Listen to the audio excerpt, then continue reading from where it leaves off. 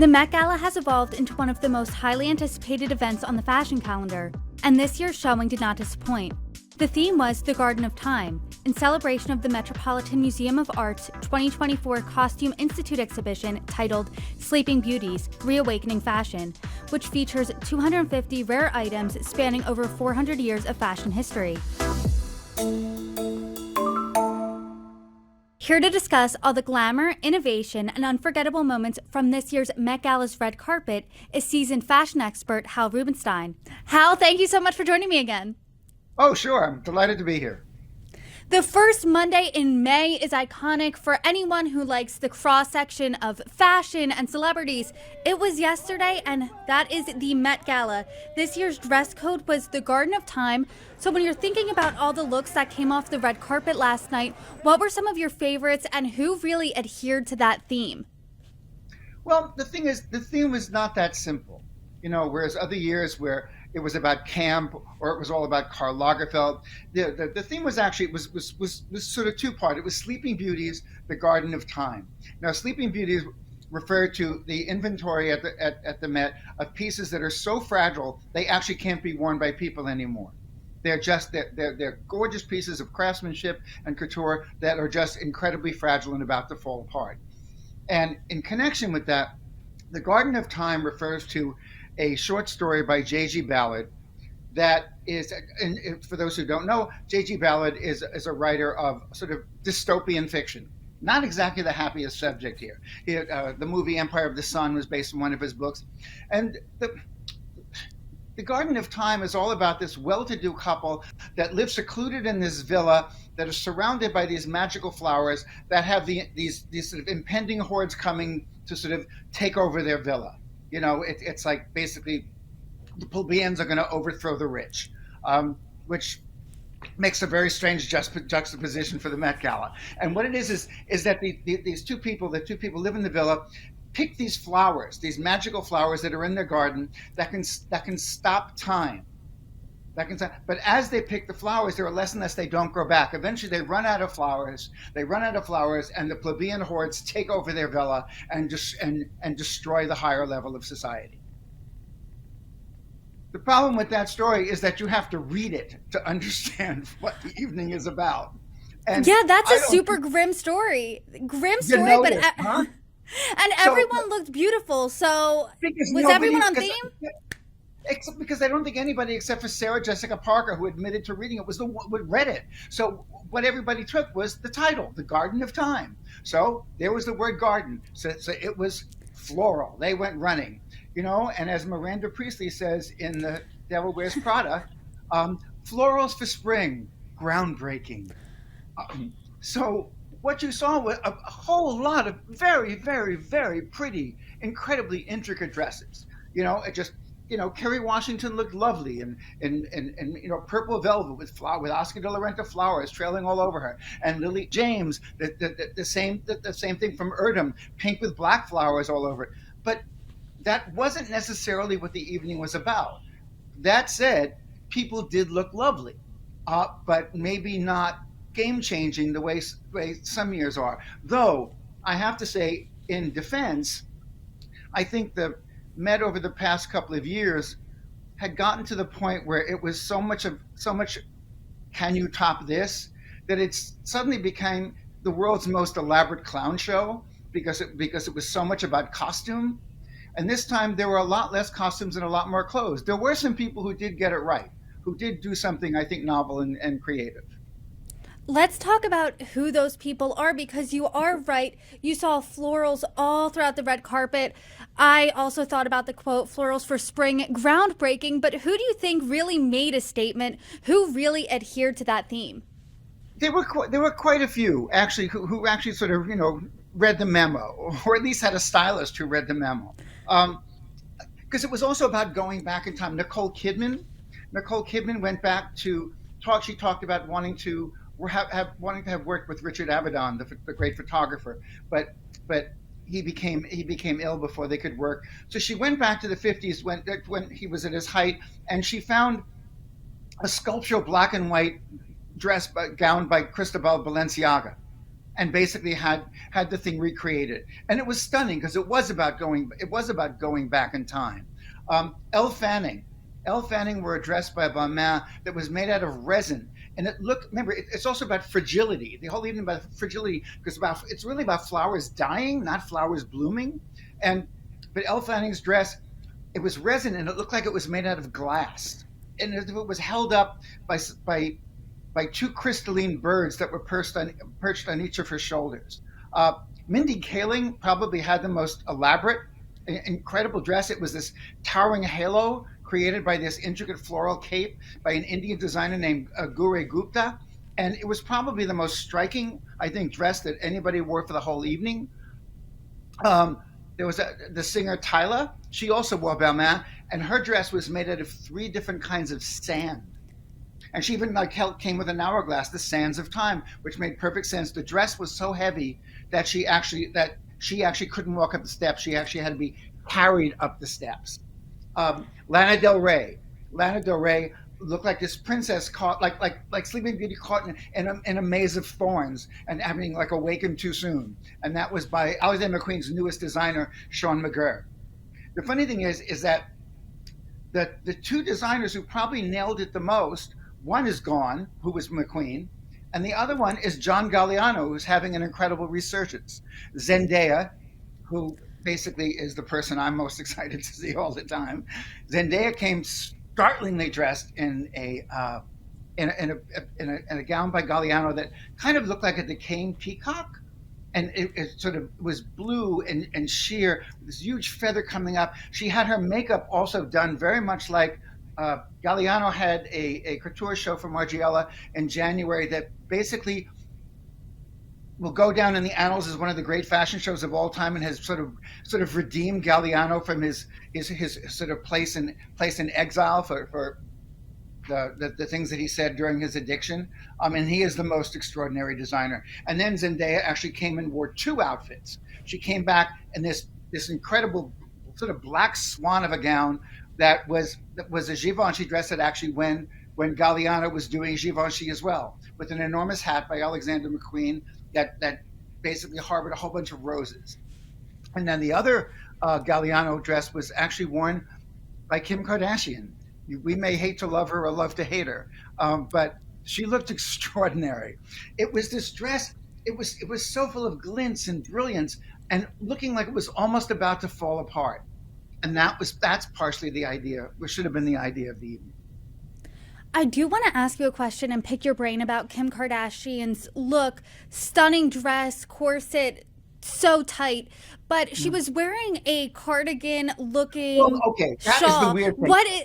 What was that about? Because that's a viral moment on social media. Well, nobody's really explaining. I mean, her hairdresser was talking about it because she did her hair platinum and deliberately had the roots showing, and it was a 3-step process.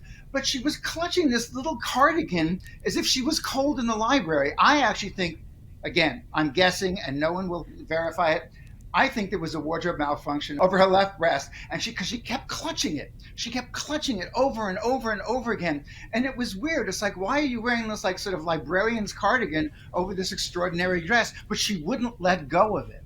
And the sweater actually looked really kind of mumsy. That said, that's probably also the best she's ever looked. She looked stunning. So I hate saying that, but she really looked magnificent. I mean, she's always a topic of conversation when it comes to the Met Gala. She was wearing Marilyn Monroe's dress before. You also mentioned Zendaya, who is a favorite on the carpet. She returned after a 5-year hiatus. She wore multiple looks last night, as you said.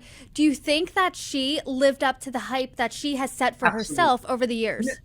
Well, the thing that Zendaya does that's so intelligent with of course her stylist, who was right behind her, is that when you watch, if you saw the way she worked the red carpet for the opening of Dune, and then again for the opening of the film Challengers, all of her outfits for the opening of Dune related to the story. All of her outfits that she wore for the opening of Challengers related to the story. Like somebody described her on E! And it was very adept, in the sense that when she comes on that red carpet, she's playing a part. She's working a character. She had her makeup done very much like like the makeup that was done by Pat McGrath for the Galliano show, almost as if she wasn't real. And she's not there waving at everybody. She's playing a part. The way she posed, the way she moved and arched her back. Um, this is a, this is not just an actress. This is somebody who has an extraordinary personality and understands how to, quote, play the part. I do want to talk about some trends and some themes we saw on the carpet this year. Obviously, you and I touched on the floral theme. I saw Yeah. a lot of sheer. What other trends did you see on the carpet last night? There was a lot of share. There was an extraordinary amount of beating. In fact, so much so that because it was not about big costumes, and a lot of these dresses were about intricacy. The fact that Jennifer Lopez's gown took 800 hours to make, the fact that Gigi Hadid's dress took 5,000 hours to put together and contained 2,800,000 crystals. But the problem is they're so intricate and small, it doesn't show up on television. It doesn't show up in a camera. So some of that effect is lost, and was only seen really by those people who were standing there.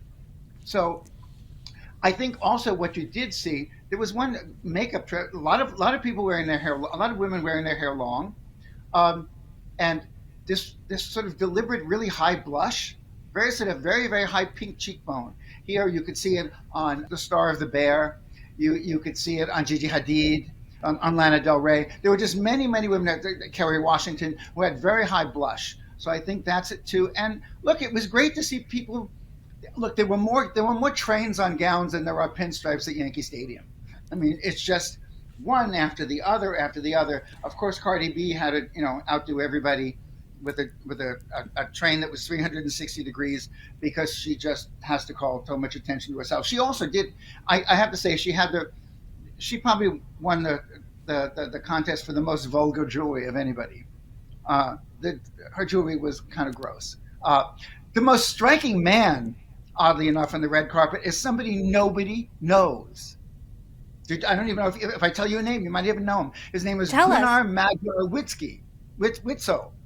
I thought he was a model. I wasn't sure who he was, okay, because he came on wearing this salmon pink Versace bodysuit covered by a half toga and a cape. Well, turns out that Mr. Witzøe is actually a Norwegian multi-billionaire who's 31 years old and made his money in salmon fish farming. And I don't know where the heck this guy came from, but he had the most outrageous look of any guy of the night. Let's talk about the men here a bit, because if you remember last year in the Karl Lagerfeld tribute, we remember Jared Leto dressed up as Karl Lagerfeld's cat show pet. Yes. There have been many dramatic looks from men over the years, like Bad Bunny, Frank Ocean, and Lil Nas X. They continue to push the envelope. Who do you think pushed the envelope this year? Who do you think was best dressed when it came to men? I mean, look, it can go one of two ways. I think Coleman Domingo, probably, and Willie Echeverria, probably had really he had the classiest look. He had the classiest look with this sort of great sort of white cape, well, it was a black suit with a white cape jacket over it, and it just the draping and the silhouette and the shape of it was absolutely glorious. I thought he really looked wonderful. Look, Chris Hemsworth just wore a beige Tom Ford tuxedo, but he's so ridiculously handsome it doesn't matter. You just can't take your eyes off the man. He's just sort of great looking. A lot of the guys, kept it fairly simple. Jonathan Bailey had a great Loewe jacket with this huge floral rose in the center. I thought he looked pretty terrific. I thought Eddie Redmayne just looked confused. I don't think he really knew what he was doing. But the guys, I mean, there's just so much you can do here. I mean, it's Sebastian Stan had a black coat that had sort of floral embroidery and a couple of floral brooches, but the men don't have. Those who, yes, the ones like Jordan Roth and the producer and stuff, who basically come in drag. That's different. But if you're gonna dress with a certain level of masculinity, it's not really your night. Though it's gotten, like I said, the men have gotten more and more adventurous on all red carpets, and I think, believe it or not, I think that has a lot to do with RuPaul's Drag Race. This event isn't just fashion, it transcends into art. You mentioned that J-Lo's dress you said took 800 hours to make. 100 What hours. is the preparation that goes into a Met Gala look, and how much work goes into that?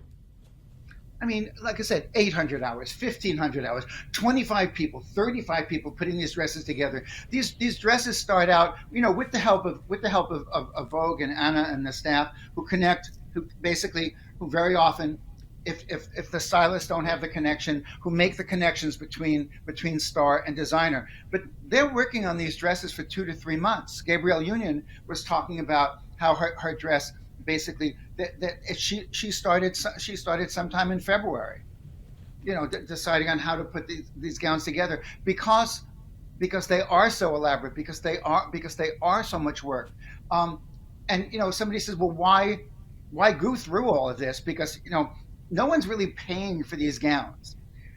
And the reason is for the same reason why one of the hosts of the evening was the CEO of TikTok, because these gowns go on TikTok and they now do analytics. They do analytics by how much sort of free advertising you get. That this dress scores $38 million worth of advertising for Dior on TikTok. The government may be screaming and yelling about wanting to ban it. It's like the horse.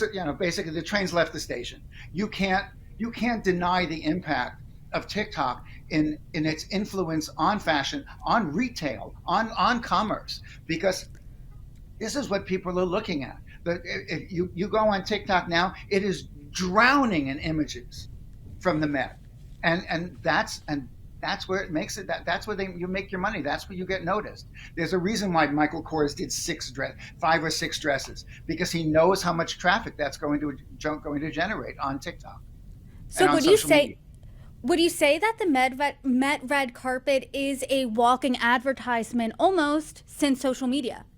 Not almost, it is. I mean, that's the reason for its existence. I mean, perfect example. You look at LVMH as they in the process of buying up basically everything except for Macy's. LVMH bought Tiffany's last year. Okay, a year or 2 years ago, gutted the whole store, which didn't need a renovation, completely redid the store, and you used to see maybe when I used to cover the red carpet for Extra and for Good Morning America, you saw maybe uh, one or two stars wearing Tiffany. Most people were Lorraine Schwartz, but Lorraine Schwartz never wrote a check for a star to wear jewelry. It was all based on friendship. This season, this whole award season, Tiffany's huge necklaces, including the huge necklace being worn by Jennifer Lopez, among others, have been on one star after the next, after the next, after the next, and every single one of those stars has gotten paid somewhere in the 6 figures to wear that necklace.